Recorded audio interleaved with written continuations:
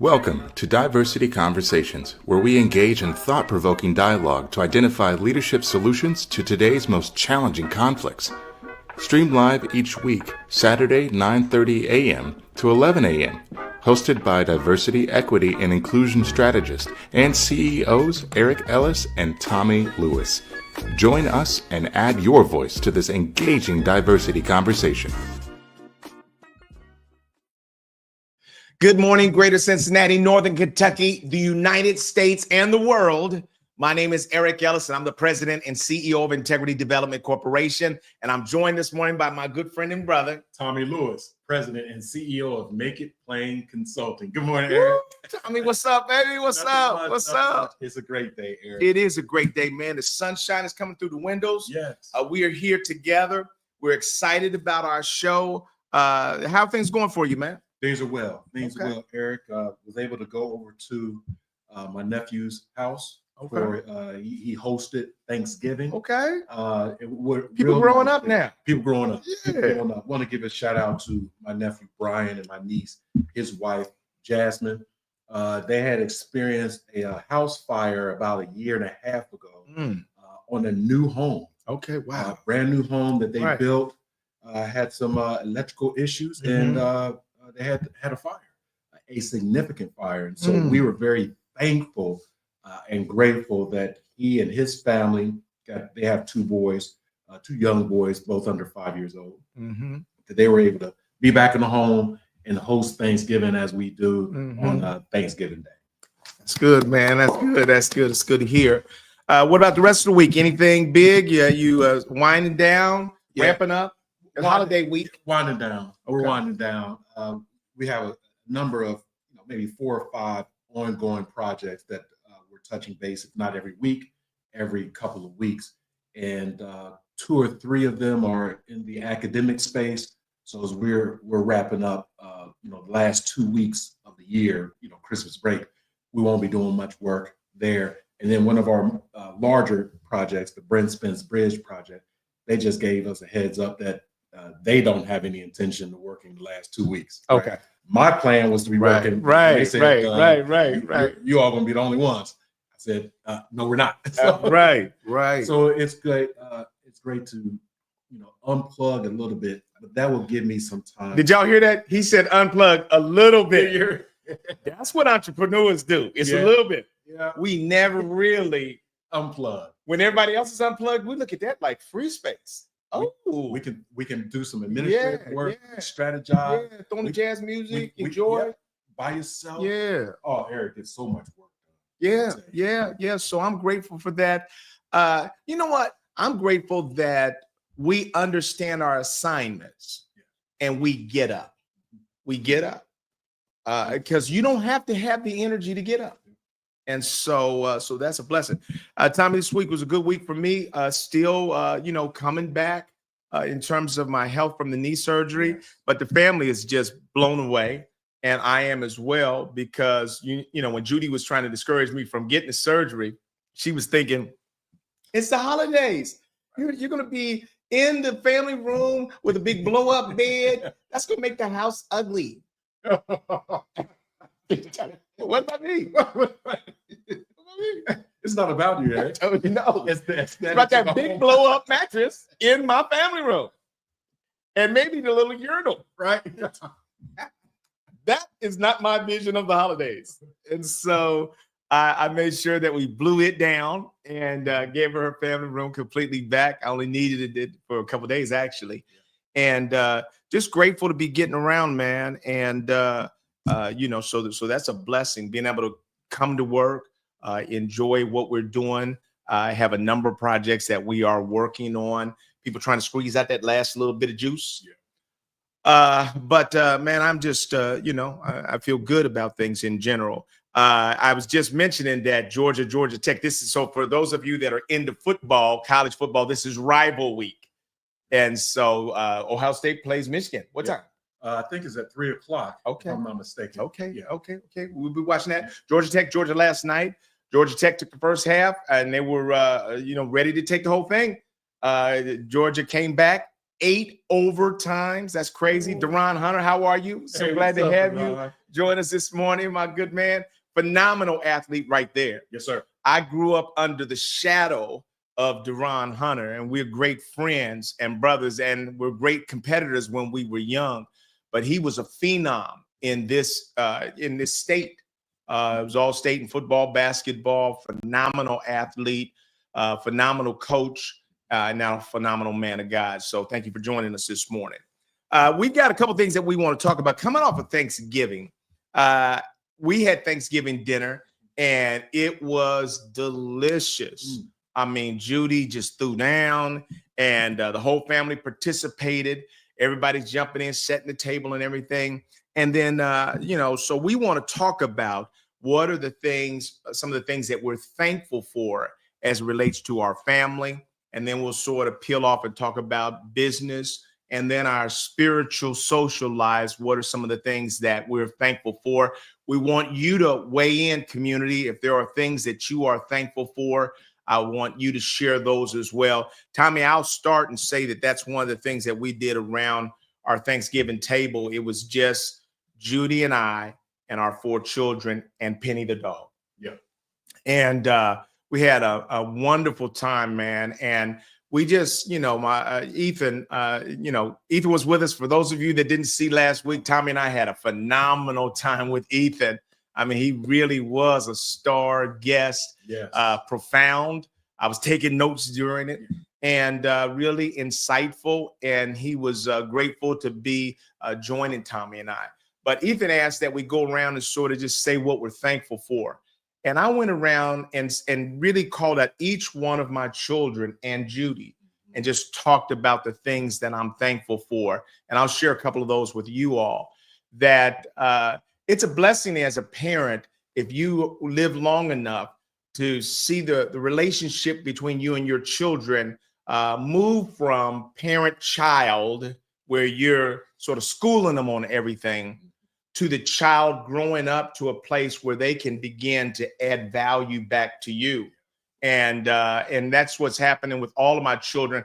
And I'm relearning them or getting to see another sort of view of the things that are inside of their brains. And so I was just saying to them how grateful I was for each and every one of them and their own uniqueness.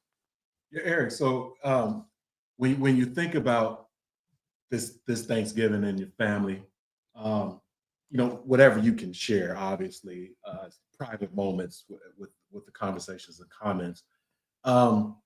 What are you thankful for with regards to your 4 children and your wife? Right. Well, with Ethan, I'm thankful to see the gift of his mind and to see how he's maturing, especially in his relationship with God. And he's an interesting and unique person. All of us are neurodivergent. So my 4 kids are ADHD. My wife and I are. And so, so I know that for most of his life, he's not always felt like he was very smart. And to see him blossom intellectually is a powerful thing to see. And Judy literally watched the show and I think felt like he's going to be all right. Because as a parent, you just don't know, because when you're ADHD, there are gaps in your learning. That's what it has been for me. Right. And so to see that kind of maturity, he's a peacemaker, but he really loves God and wants to make an impact on the world around him. Evan is Evan's going to be the one to sort of find the multi-million-dollar sort of cryptocurrency. Yeah. He's our guy that's out on the cutting edge of technology. And to watch him sort of be absorbed into that internet world where he's networking with people all around the world and being a leader in that space, sort of doing music and sort of NFTs and crypto world. I love that. He is a part of the digital native generation that, you hand them stuff, man, they just can deal with technical stuff like it's nothing. So really grateful for how he's navigating that space in an entrepreneurial way and a gig worker kind of way. Then Eric is doing a phenomenal job. He's working. He's back here in Cincinnati. He was in LA forever. Yeah. He's back in Cincinnati. Eric's probably the most like me. We're impulsive the same way. You know, he's got a lot of words the same way. He's got a lot of energy. Yeah. And so the fact that he's getting up and getting after a job on a regular basis, man, got his own place downtown, living like a young bachelor, you know, and I'm just proud to see him evolving and maturing and wanting more in life. And so I'm grateful for that. And then Jillian is the trailblazer. Her siblings, they revere Jillian that way. So they see her as, you know, pathfinder. You know, she cuts the pathways in the world, and she allows them to see what's possible for them in their neurodivergent state. She's got her MBA. She's had several corporate jobs. She's going to be starting here in a week or so, I think, with Coca-Cola. And so we're proud of her for that. She's going to be moving to Chicago, but she's got some great co-workers and a great boss right now. And so just really pleased. And Jillian is so mature and so grateful. And she says to Judy and I all the time how thankful she is for the freedom and the support that we provide for her, you know. And so we are getting our flowers while we're alive from all of our children. Yeah. And then Judy, I didn't want to leave Judy out. I am so great. You know, I was in tears because family's the deepest thing in the world for me, man. Yes. I mean, when you talk about family, Tommy, everything in me is on 10. Yeah. Yeah. I mean, really, I'm the guy that's just waiting on somebody to do something great. Right. You know, I know what my assignment is. I'm the Rottweiler at the door. Right. Like what? You're trying to come in here for this family? Right. You got your lunch? Because I'm about to eat. But ask somebody. Ask somebody. Yes, sir. So that's, you know, so I love my family like that. And I'll tell you, it's a safe place, Tommy, in our home. And I'll tell you that as I've watched Judy navigate her workplace, she said it was about a month ago that I saw her become so discouraged because she's working across, you know, 2 time zones, that her faith was beginning to wane to the point where she mentioned that to me. And I said, whoa, hold on now, Judy. You the anchor for the whole thing. Yeah. If your faith goes under, then there's no hope almost for the rest of us.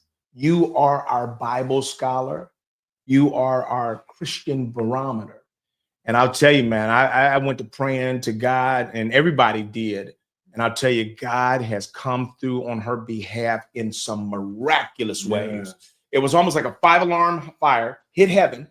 And God said, I got this. Let me show you who I am. And the way that God has been intervening on her behalf in her workplace has been nothing short of a miracle, Tommy. She's got a new boss right now. New boss is running interference. Indeed. Running interference for her. Telling her who people see her as around the company.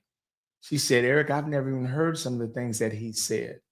He said, everybody that I've spoken with sings your praises.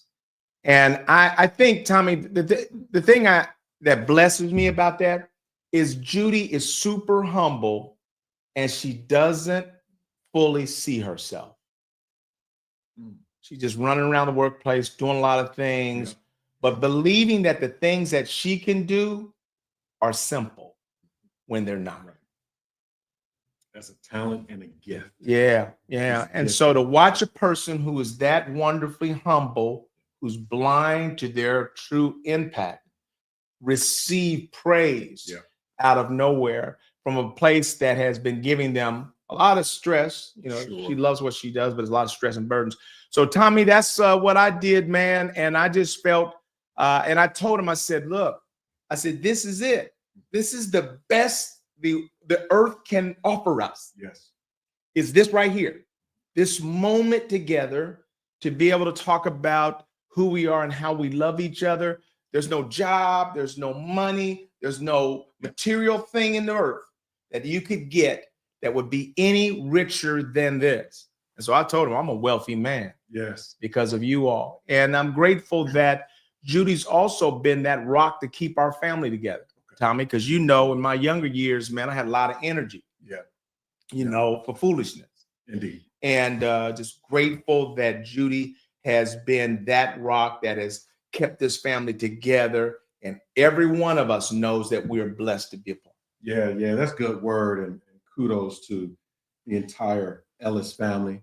I'm very happy for you, Eric and Judy and the family, because I think that's very important as well. Family is very important. It's very important to me. I know it's very important to our community members, not only the immediate family, but also extended family. Mm-hmm. And so I think when I too had the opportunity at our Thanksgiving dinner where my nephew Fred was giving some word, and then our niece Tiffany asked us to go around the room. We were standing before we hold hands and pray Mm-hmm. food to share what we're thankful for. Mm-hmm. And so I felt a little bit different this year, Eric. First of all, I arrived right on time. Okay. Right? I wasn't early at all. Right. So literally everyone was already standing around the table, preparing to hold hands to pray. And so I knocked on the door. I came in and got into position very quietly. And my spirit was one of just to be thankful to be there. Mm-hmm. Right? Where in years past, what are you thankful for? I can go into a 2-3 minute soliloquy, Mm-hmm. right? I opted out of that. Mm-hmm. My brother-in-law, PD, shared some words. His wife, Mary, shared some words. And then to my left, my sister, Anita. And my sister, Anita, shared some words that really moved me because she had been, in her spirit, she had been reminded of our father who passed away in 2006, and then our sister who passed away in 2008, and then our mother in 2017. So their presence was heavy on her heart. And I literally and figuratively, when my sister was being filled with the spirit and emotion and giving her thanks, I didn't grab her, hold her hand or whatever. I became that bulldog. I just got closer. Got you. I got you, girl. She felt me bumper. Yeah. Right? Yeah. She stepped up a couple times. What she said, fell back, and it's been said. It's been said, right? Looked around the room at the family. All right. Judge it. And then when it got to me, I just simply offered it up as wow. I'm very thankful simply to be available. That's where I am now, Eric.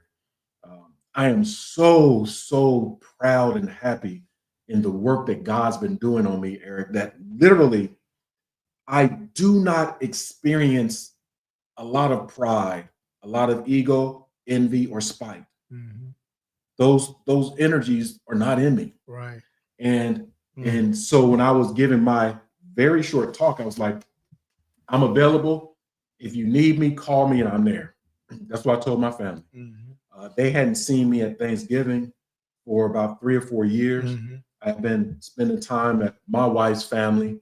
Have to kind of make that decision there. So I was there. A number of folks were shocked. One reason, and this is public, and my family, they're going to find out now if they don't know already. I am not a group text guy. Right. Right. And so when you text 30 people, you have 25 people sharing recipes, bouncing back. Yeah, it's all good. Right. I'm not going to respond to any of that. Right. I just won't be in it. Yeah, I just won't be in it. So I directly contact my nephew. What time are you hosting? Gave me the time. I fall through. Didn't tell everyone else, I just fall through. I'm here. And I'll say that in closing because Again, my shout out to my other niece, again, Tiffany, who's in Chicago. And as part of the group text, one of many, she had mentioned that she is interested in pursuing a career in HR, right? Okay. And she would love to talk to someone. Oh, wow. Be connected. Right. And right. I didn't respond. Right. I didn't Right. Right. respond. Right. And you know, she's, I don't know how old Tiffany is now, maybe 22, 23 years old. But at dinner, I made my way over to her. I said, "Hey, Tiff." I said, "Hey, Uncle TJ." Says, "I saw that you posted that you were, kind of pursuing or potentially pursuing something in HR. You know, get your SPHR or PHR and all that good stuff." She said, "Yeah, I'm in Chicago." I said, "I know you're there." And then I said, "So that you know, I don't know if you do know, I've run an HR company for 30 years." Right. What? She said, "What?" I said, yeah. You don't always know what the grown-ups do Right. for a living. Right. But then I told her, if you need me, reach out to me. Don't go through a group chat. Right. Don't post it on Facebook. Right. Don't go to Twitter. Right. Because I'm right here. Right. Right. And so that's what I left my family about, utilizing the resources that are at our disposal. It can be our immediate family or our extended family. That we know people who have a guy, who have a gal, Right. all the good stuff. Right. And we don't have to reach out to the world all the time to get the support that is right in front of us. Right. And I was very thankful and happy that in my life, in my career, in my happiness and peace, that I'm available. Right. I won't go knocking on your door. Do you need me? Do you need me? Right. Nope. When you call, I'm there. I love that. And so, community, we're going to have you ask you to weigh in. Tracy, love you. So glad that you are one of our regular community members. Pride, envy, spite, waste, keep growing, teaching all of us. We appreciate you and love you very much. You've been one of Judy's dearest friends since college and one of God's angels here on earth. One of the things that I want to just sort of cap off our stories with is that, for Tommy and I, in business, you're always looking to get connected with the right person, the right network, and you're always thinking about who else can I get connected to. But you don't always realize that you are the plug. That's what young people call a person of influence, that you're the plug. And I would say that for me, Tommy, it's been a blessing seeing you be that plug in your family. And I would say that to you all, if you're grinding in the world and if you don't have enough people in your life that can bless you for who you are, call us up, because we want to be an encouragement to you. But I would say that for me, to watch Tommy sort of interact in his family with a great deal of humility and sort of meekness almost. You're a lion, but around your family, you're also meek. You are not looking to overshadow anybody. Thank you. And to watch that is a gift and a blessing, because it's something that you are deserving of. And the world may not see that. They see you in all kinds of places, but they don't see the blessing you are in your family. You are your father's son. Yes, sir. And you take that seriously. And I love, because our image is not perpetuated enough. Duran has this same image. Yes. Just a lion, a father. A father means something to us. When you say the word father, it means something to us. We're not just fathers of our own children. We've adopted other young men and young women in the world and have tried to be honorable to them. So I'm just grateful for who God made us to be. Yes. And that's something that's a blessing, because the world is going crazy, but it will be people that are not just trying to judge the world, but trying to be honorable in the world and add value to the lives of others. That's a powerful thing. Indeed, indeed. Again, shout out to Deron and others. Good brother Tracy, showing up, showing out, contributing. And I will say thank you, community. Mm-hmm. We're close to 7 years in this thing here, Eric. And again, for whatever reason, these folks show up on Saturday morning. Right. There are folks on the West Coast, so it's 9:30 here Eastern time, and it's 6:30 in the morning on the West Coast. Man, we do not take this for granted. And that our words may add value, may lift at times. It may create thought or food for thought at times. But without the community, sure, you and I will be talking anyway. Right. We here. Right. But at the end of the day, these conversations, we believe, should not only be between two people. That's exactly right. And so Deron says, thankful for life, health, and strength, and a family that loves one another unconditionally. That's a powerful thing. That means something, because families will sometimes operate in ways that will cause you to bring up some conditions, because they just, families aren't easy. But the other thing I would say about our podcast and you all, our community, is that so many people are watching that we are not aware of. So during the holidays, you'll be out at Walmart or something, getting groceries and everything. And so I was. And when I go to Walmart during the holidays, it's going to be a 2-hour trip. Right. Because I'm going to run into 2 or 3 people, and we're going to sit there and talk for 30 minutes or 45 minutes. And the kids are going to be looking around like, are y'all going to be done at some point?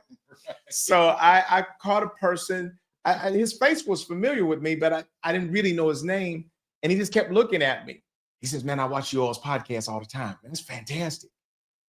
Wow. Yeah. And I'll tell you that Tommy and I are just being ourselves, and we're just doing the assignment that we believe that God has given us. We're still shocked when people say they've watched the show, or they watch the show on a regular basis, and they get value out of that. We don't take that for granted.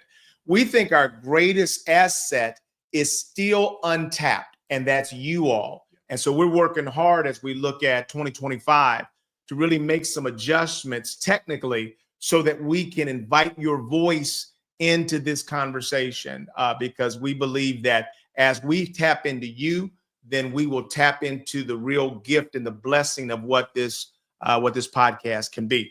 Tommy, as you look at thankful for business or things that you're thankful for as it relates to social life, spiritual life, are there other things that you might add? Yeah, from a business perspective, Eric, that's it.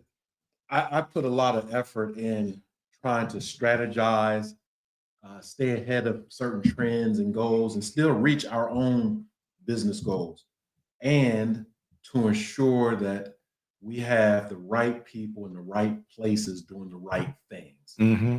And I have been reminded this year that some of my staff members were underutilized, that there was some language that I was putting out into the atmosphere, that although it was the person's role, it wasn't what they were and how they saw themselves. And so I was more or less minimizing their existence in the world. And they brought it to my attention, and I heard it. And I heard it in 2 different ways. I heard it one way of, and I misheard this, like, hey, you're misrepresenting me, I'm leaving. I misheard that. That was not what was said. What was said the second time I heard it was, I'm just telling you, I'm more than what you're saying. I'm more than what I'm doing. And so, in a couple of people, one person in particular, she has a business mind. She is very financially astute, much more than I am. She actually is a financier, right? I'm a hunter and an eater. Uh-huh. Right? Right. I hunt. I make money, Right. spend money. Right. It's all in the same vein. That's for me, what we do. right? Right. It's a hole in the bucket with me. Right. And so I'm reactionary with that too. If you get a good bag of money, right? Oh yeah, you gonna see it. You're gonna see it, and then everybody eating, everybody bonus. Right. Yeah, what happened to that big bag? Right. It's gone in the Right. bag. And so this person says, I can help the business with some of this. Mm-hmm. So I'm listening. And then lastly, with the work with the Brent Spence Bridge, Mm-hmm.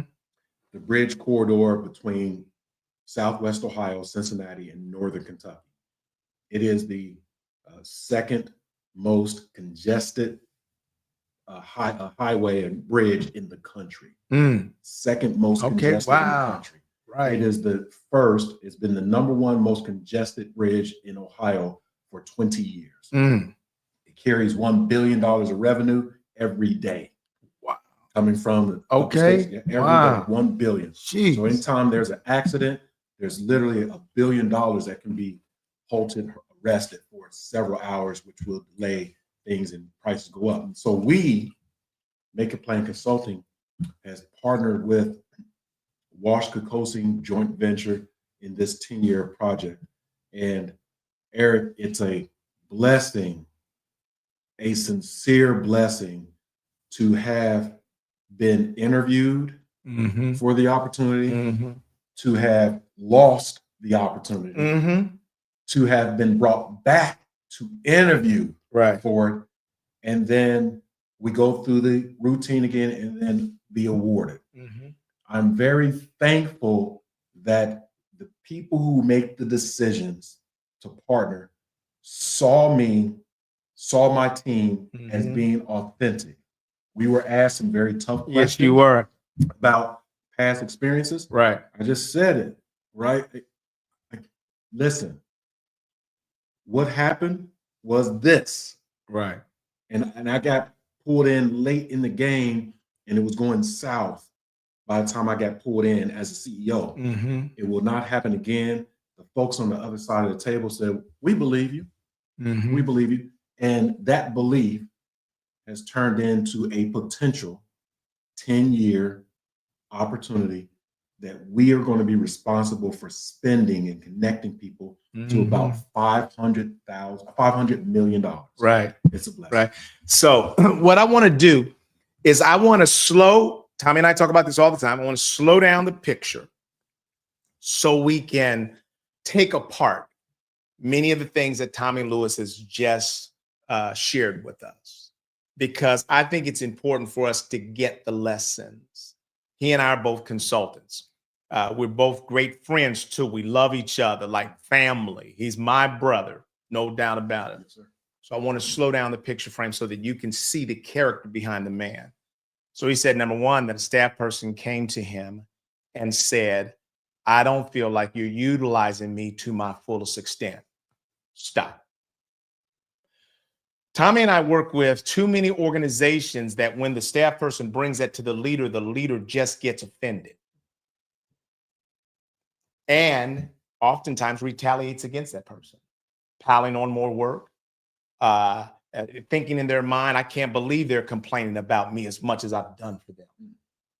But Tommy Lewis said, no, I heard that, I received it, and I recognized the accuracy of what they were saying.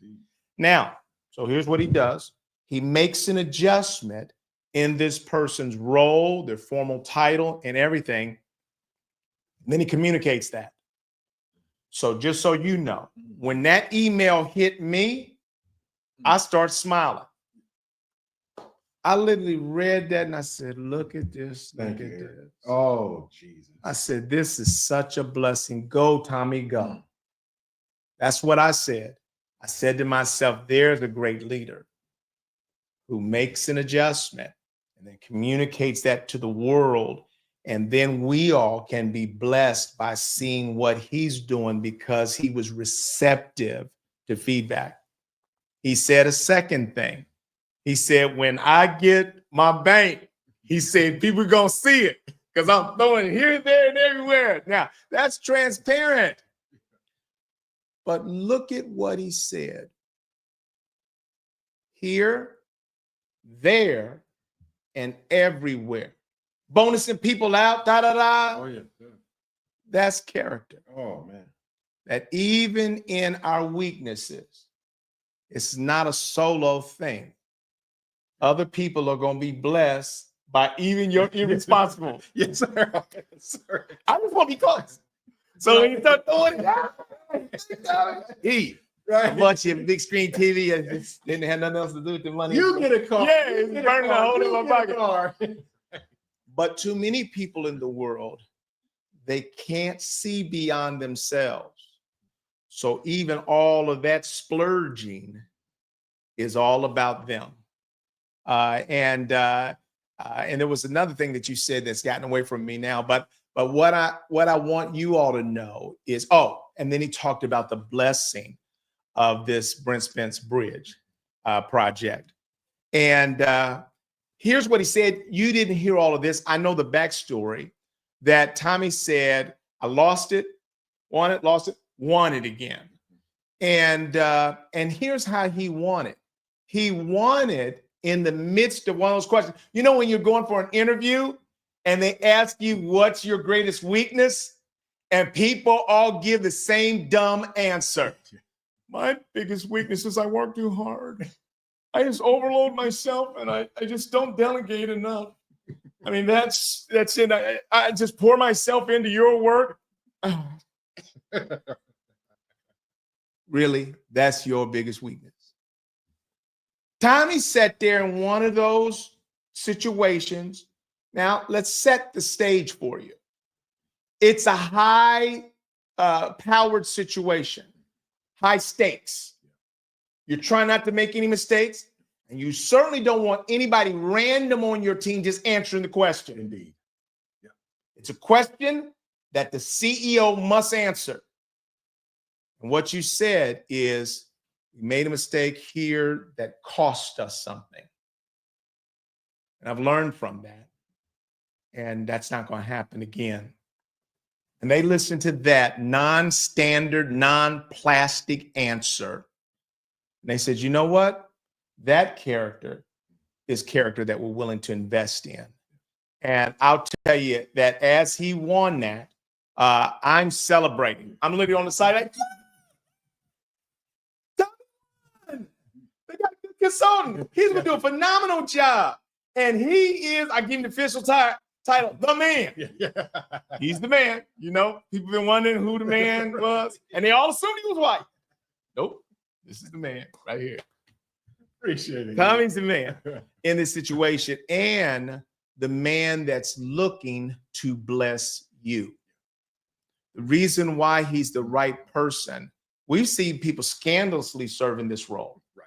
Yes, sir. And pitch only to people they like, Yes, sir. and cut certain folks out. Tommy has the right kind of character to be the man. And my prayers are that God will continue to bless you, Tommy, and to utilize your wisdom, your humility, your character to be a blessing to others. Let's get at some of what the community is saying to us here. Yeah, Kathleen, she says that your greatest gift is you, and empathy and sense of commitment. We're so thankful for you. Thank you, Kathy. Thank you. Jamaica Garrison, she chimes in. Great job, MIPC, Make It Plain Consulting. Appreciate you, Jamaica, and appreciate you and all the work and partnership that and friendship that you offer to me. You're the birdie in my ear with work in the Dayton, Ohio area. Very well respected in that market. Very well tapped into not only what's above the waterline, what most people can see, but what's below the waterline. And then our producer, obviously, it says, oh, and one more thing. I'm so grateful for diversity. Right. And I'll tell you that Tommy and I are pragmatists. Yeah. And so although a big part of the work that we've done for the last 3 decades has been in diversity, my father's firm had been credited for coining the term diversity. That's how far back we go. We're realists. Yeah. And so we do not believe in riding the Titanic down. No, sir.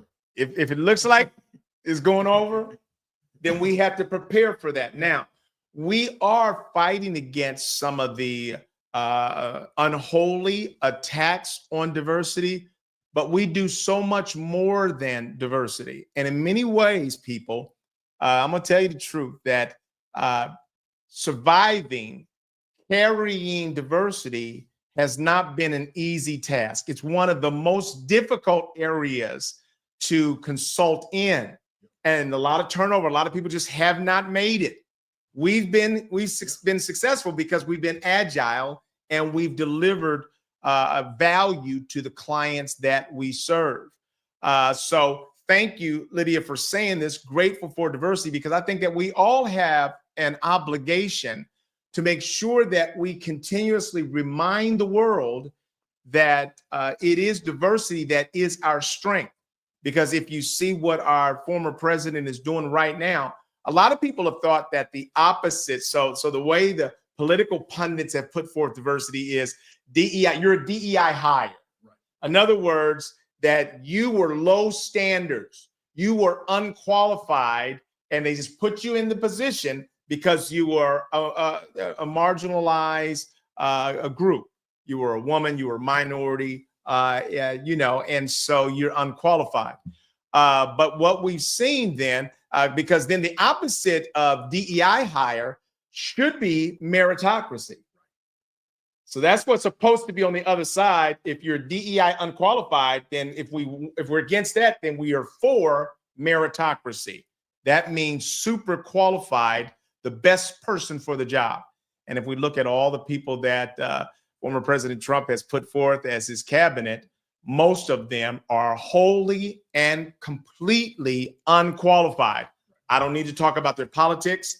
I don't need to talk about their race. I can just say without question that a blind person could really, I don't want to say that, 2 more days of diversity training for me. Yeah. But I would say that anybody could look at their resume up against the qualifications needed to do the job, and they would see that they are dangerously unqualified. And the only thing that he's looking for is loyalty to him, and can you talk trash? Yeah. So that when the microphone of the media is in front of you. So I believe then we have to call those things out. Tommy and I would rather completely stay away from politics. Unfortunately, politics has come right into our business.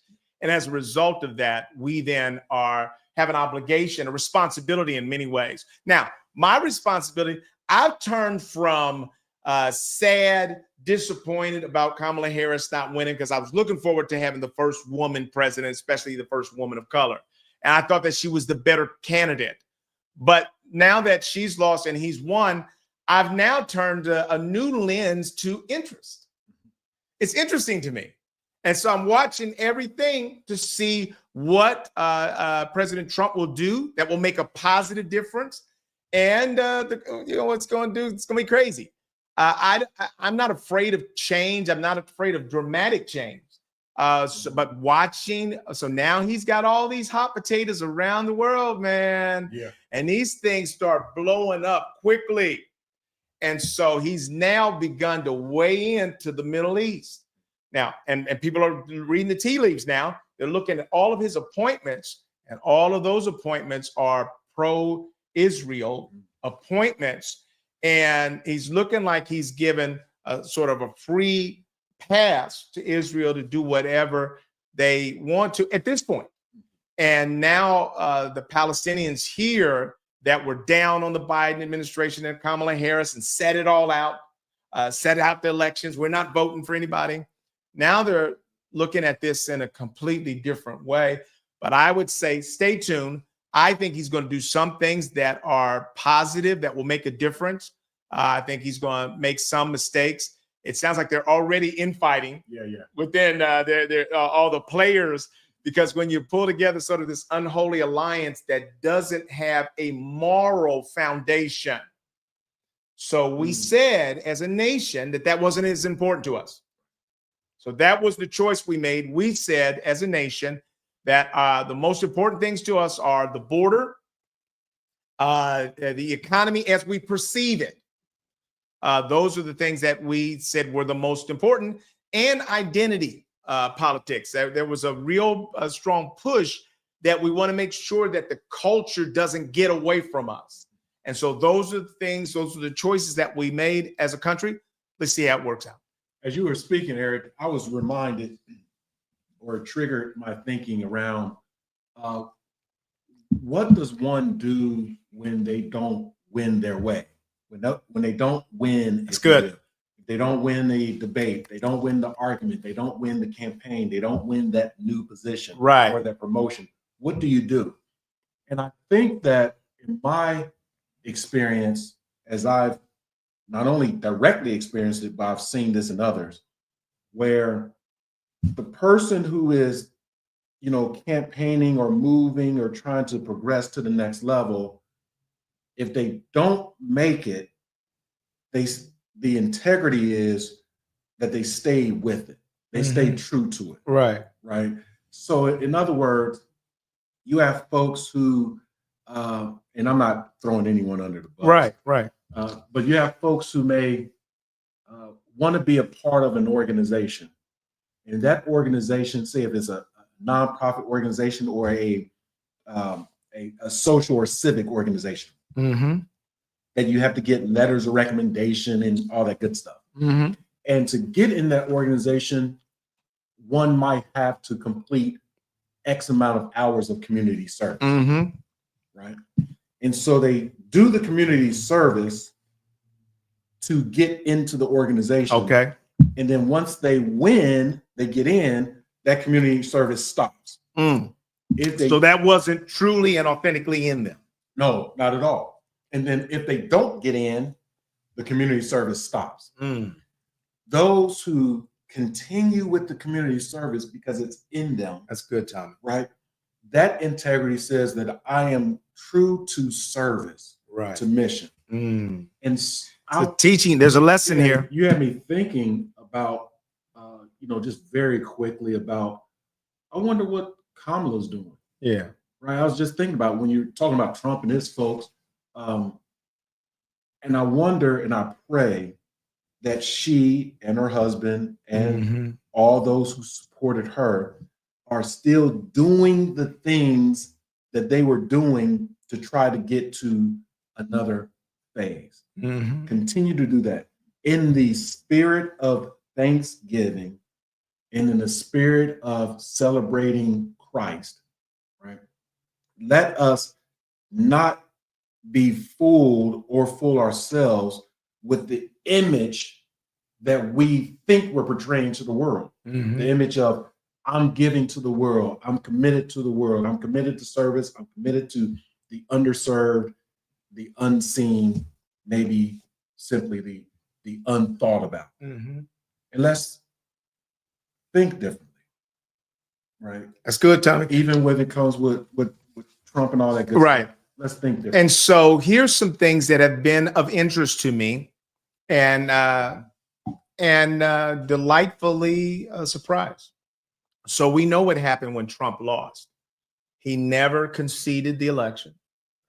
And he went on to deny President Biden's legitimate election in office for 4 years. Got on the helicopter, didn't show up for anything. I'm out of here. Sore loser. Biden has already welcomed President Trump into the White House and has suggested that he's going to give every bit of effort that he can to ensure that President Trump succeeds. Community, I think that's the kind of character we want to have, is that it's not, okay, we just fought a bitter fight. Our side lost, but I'm here because this country and its success is greater than my disappointment. And it shows respect for those that voted for President Trump. Those are our citizens. Those are our neighbors. And so that kind of leadership, that's the same kind of leadership that Kamala Harris has provided as well. I think that she's got a lot to think about, Tommy, because I personally, I don't think she could have run a better race. She certainly could have had more time. We don't know if more time helps or hurts, but I think her loss was bigger than her and not really related directly to her failings. Right. I think there's some structural things that the Democratic Party has to look at. And I believe that this country, in many ways, is still not yet ready for a woman president. And that's not just men that aren't ready. I think there are a lot of women that aren't ready for that as well. If you look at the stats, certainly Black women are ready. You know, they overwhelmingly voted for her up in the 90s, 92 or 93%. But I think that's the thing that we all want to look at is where is our character when things don't go our way? And I'm grateful because my character is surprising me because I know that I was probably almost hoping for the former president not to succeed and to get one of those, nah, I told you, you know. So, and God has really resurrected me from that pit because we have to sort of pull for the best for this country. Let's see what. Jamaica says that with regards to folks who kind of stop some efforts after they have achieved something, but she says that happens a lot with individuals who join boards. Right? They forget that there is work to do beyond the vetting and the selection process. Jamaica's spot on. She's spot on. When we think of community building, Eric, there are a number of things that come to mind. I'll just read off a few. We can react to them and also with our community members. Let me set the tone for this before you go. Okay. So what Tommy and I were thinking about is that so many people are focused on Washington and the election that we don't really recognize what are the options for things we can do. Why are all of us looking towards Washington? That shows us how unhealthy they are by the billions of dollars that they've spent on advertisement to say that the other side is an existential threat. And so we sort of brainstorm some things that we all can do together. Yeah. And there are just a list of here, maybe about 14. We may get through a few with our time remaining. Community building, right? Organize and participate in local groups to address shared concerns, such as food drives, neighborhood safety, and community events. I'll go to the second one and mutual aid networks, Eric. That's create systems for sharing resources like food, housing, childcare, and transportation directly among community members. So I thought that this was interesting because there was a time in many communities, we may date ourselves 60, 70, 80 years if you want to. But there was a time that there was a lot of shared resources. We would have certain events and parties to raise rent money for a neighbor, right? We would carpool to work. Yep. Sometimes there was one family that had a vehicle, and there's a couple of families next door to us who did not have a vehicle or the vehicle was down. And we made a way to get everybody to and from work because the adults in the neighborhood, in those homes, had to sustain them. And many times there were some children involved and the children played together. The children didn't know what was going on, but the adults were sharing resources. Yeah. Transportation, food, housing, and of course, childcare. That I remember being in my neighbors' homes often, and sometimes it was midday. Right, we were sent to the Washingtons. Right. I need you to go over to the Washingtons and play. Right. I mean, now, right, and be over there for 6 hours. Right. I was happy. Right. I'm going over there playing with my buddies. Right. But I didn't know that mom and dad had to take care of some business, and the Washingtons were available to watch me and my sisters. Right.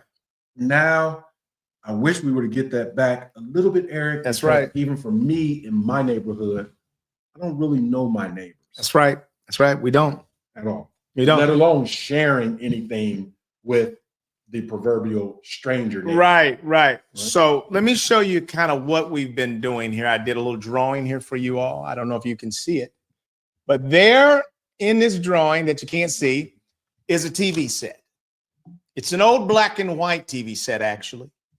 And I would say to you that, unfortunately, Tommy, we have become comfortable watching the TV of solutions for our lives.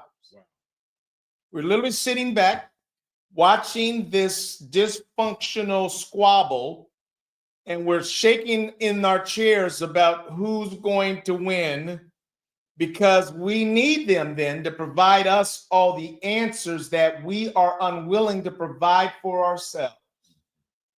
And so I tell people in organizations all the time, one of my litmus tests is that if you don't recognize shortcomings, weaknesses, and things that you need to improve on, or if you're unwilling to do the work to make yourself a better team member or co-worker, then what right do you have to ask the executives to do anything differently? If you just gonna sit back and say, me, take care of me, but I ain't willing to change, I can cuss out whoever I want to. Come on. So I'm gonna say this to you all, community, that we have got to get our muscles loosened up, oil the armpits, oil the fingers, so that we can get out of the sidelines of just getting big, sitting back, eating popcorn, watching the TV, and waiting on somebody else to answer our problems. Tommy, we have got to go back to some of this old school, neighborly, look out for each other. That's a big part of our answer. And I'm going to say to you that if we're not willing to tap into that, in many ways, it's a rough ride that's coming. I don't think we got much help for you. Yeah, it's a rough ride. And all of us have neighbors. Mm-hmm. No matter where we are in this world, some of our neighbors are only, a few inches away through the wall of our apartment, if we are blessed with an apartment or condo or a home. Some of our neighbors are a few miles away, right? We have rural communities that are on farms and things like that. But the neighbor is the other human being. Mm. The neighbor is not only that person that resides in a location in close proximity to you. Mm. The neighbor is that person that you pass on the street. That's what the biblical neighbor is. Mm. It wasn't just a physical next door Right. neighbor. It's the fellow human. And as we're leaning and trying to push back to some form of humanity, let us think of our world as our community. Mm-hmm. Not just what we know in our respective city and town, not just what we know in our state or region. We do know that to an extent, but our neighbor is in Israel and Palestine. Mm. Right. Our neighbor is in China and Japan. Right. It's in Africa, right? It's in Mexico, Canada, the US, and then get narrow. Let us not think that the issues happening through the television screen over there That's right. is simply over there. That's exactly right, Tommy. And so for me, I called up one of my Jewish friends. I've been longing to hear from him. How are you doing? How's your family doing? Help me to understand how you see all of this, because there's so much going on. And what it meant is that I needed to do a lot of listening. And even when he said things super respectful that I might disagree with, this was not a conversation that needed my disagreement. It only needed my listening ear and my empathy. And so your neighbor's anyone who has a need. And so I'd say that we've got to make the time to reach out to one another. Tommy, I was thinking about the border. So community, here's what I'm going to ask you to consider. You cannot sit back and just listen to the election and the issues and disconnect from them, except emotionally being excited, mad, all of that. As a Christian, I can't just think about the border as get these people out of here. And so, to some extent, I've got to think, what is my role? Should I be at the border? Should I be trying to feed the hungry? Should I be donating to other countries that are devastated, that are being run over by gangs? What can I do to help and not just be mad about the issue? And so I would say that that's the opportunity that exists for us, is not to just sort of react politically and emotionally and sort of be angry or happy, but to engage ourselves in the things that we think that matter to us in ways that reflect what would Jesus do, if that's your faith. So, Eric, and I know we're at that time, so I'm not going to spend a lot of time at all. Just last evening, the wife and I had the opportunity to go to a all Black attire affair, basically a fundraiser, brother by the name of Mike Martin. Mm-hmm. Mike Martin had this event. It's a fundraiser for his late son, Marcus Martin, who left Earth far too soon. Yeah, I remember that too. So we were partying with the cause. Mm-hmm. And on the big jumbo screen, there was a kind of a barometer of the funds that they were trying to achieve. Mm-hmm. And there's a QR code that you can simply make a donation. Mm-hmm. And I didn't think one second thought about it. I said, we're going to make a contribution. Right. At the same time, not judging anyone. Right. I'm looking at the screen and they show maybe 3 names at one time. Mm. And 15 or 20 minutes would pass. There were probably an additional 50 to 75 people in the space over that 15-minute period. Mm. And we had just one additional contribution. What y'all think this is? What do you think this is? I felt some type of way, and not to get in anybody else's pocket at all. But I'm like, this is why we're here. Right. You could choose a lot of events to go to. What are we doing? What's the neighborly? I know it costs X amount of dollars to get into the spot. For those who are indulging in alcoholic beverages, they're doing that are pretty pricey, right? Go ahead and put $10 or $20, right? Right. Because you just spent $10 on one. Right. I'm not judging anyone, but with 200 people in the spot, and the goal was save $13,000. Let's just do this, right? Right. Just be a neighbor, step up, and do your part. That's right. That's just not for that, as you all said, community. That's our charge of giving thanks. Right. By stepping up and doing our part. Again, folks said, step up, Dr. Gibbs, right? Your neighbor is anyone who has a need. Let's do it. Right. And so what I'm going to do as a result of what time, I wasn't at the event, but I know Mike Martin and I know his website. And so I'm going to be a contributor. Yes, sir. Just because you said it, because that's what we're calling upon community for each of us to do, is to engage wherever we can to make the world around us a better place. Thank you for joining us on this wonderful sunny afternoon. I hope you enjoyed the holidays and you had some good fellowship, some good food, enjoyable times, and that you'll enjoy the rest of the weekend. Stay safe. People are traveling all over the country right now. It's the biggest traveling weekend in the history of this country. And so Tommy and I want you to do what you do, and we'll look forward to you joining us next week for another diversity conversation. Take care now. Take care. Bye now.